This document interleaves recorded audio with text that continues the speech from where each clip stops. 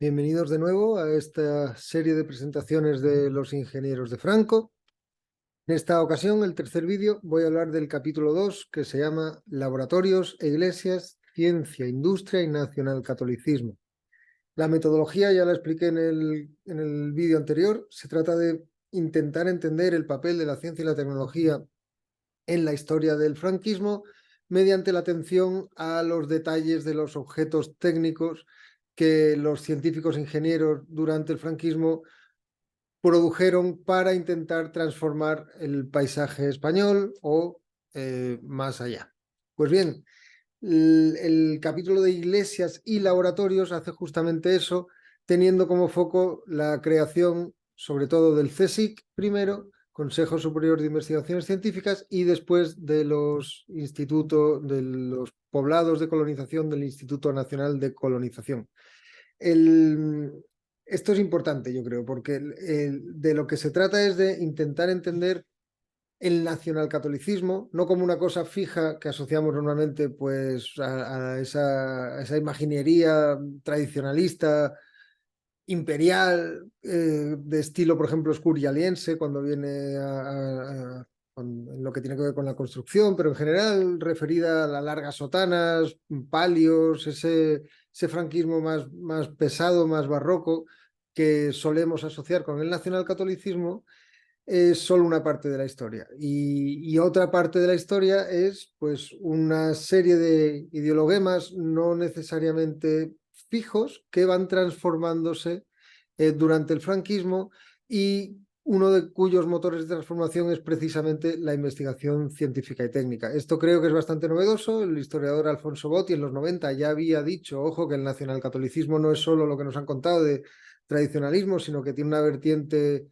industrializadora a través de Banco Urquijo y otras instituciones financieras, y a través de ideólogos como Ramiro de Maeztu, y por ejemplo su sentido reverencial del dinero. Yo lo que añado a eso es ese vínculo entre Maeztu y la industrialización hasta la ciencia y la tecnología, que es algo que es un paso que Botti no había dado, y que en parte no había dado porque se da más en el franquismo que en cualquier periodo anterior. ¿Cómo se da? Pues una figura clave es Pérez del Pulgar. El padre Pérez del Pulgar había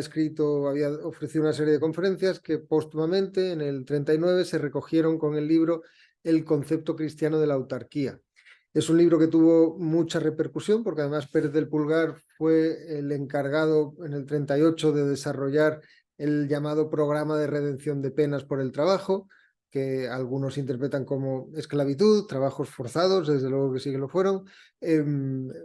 pero el régimen vendía como una retribución a cambio de acortar penas, lo cual también ocurrió, y pretendía que fuera un modo de redención del daño hecho en la guerra fratricida mediante las obras. Pues bien, este hombre, que por tanto tuvo mucha tirada en el primer franquismo, había sido físico, director del ICAI, de las escuelas ICAI, donde formaba a obreros de la construcción de un modo paternalista, es decir, enseñándoles a obedecer, humildad, no sé qué, pero también enseñándoles a cómo elevar el nivel suyo propio y el de la nación española mediante el trabajo. El argumento del concepto cristiano de la autarquía es muy claro, tiene que ver con las discusiones sobre la autarquía a las que me referí en el vídeo anterior. Es simplemente que para conseguir la independencia política y por tanto poder desarrollar la doctrina social de la Iglesia frente al materialismo capitalista y soviético, y en una era de grandes monopolios imperiales, coloniales, véase Inglaterra, pues un país pequeño como España, la única posibilidad que tenía de supervivencia es la investigación científica y técnica para sustituir importaciones y producir materiales sintéticos que sustituyan a esos que estaba importando de los grandes imperios. El gran ejemplo es la Alemania nazi y el caucho, frente al monopolio del caucho natural por parte del caucho sintético alemán, frente al monopolio del caucho natural por parte del imperio inglés.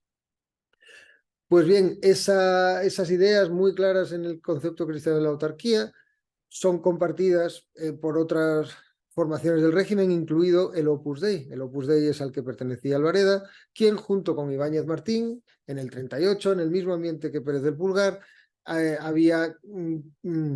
pues desarrollado el plan para el Consejo Superior de Investigaciones Científicas, que inauguraron en el 39 con una retórica de la ciencia católica en la que se han fijado muchos historiadores, como no puede ser de otra manera, pero que me parece que a veces se han fijado de un modo que parece que hacen una línea causal entre Opus Dei, o en el caso de Ibáñez Martín era jesuita y de la Asociación Católica Nacional de Propagandistas,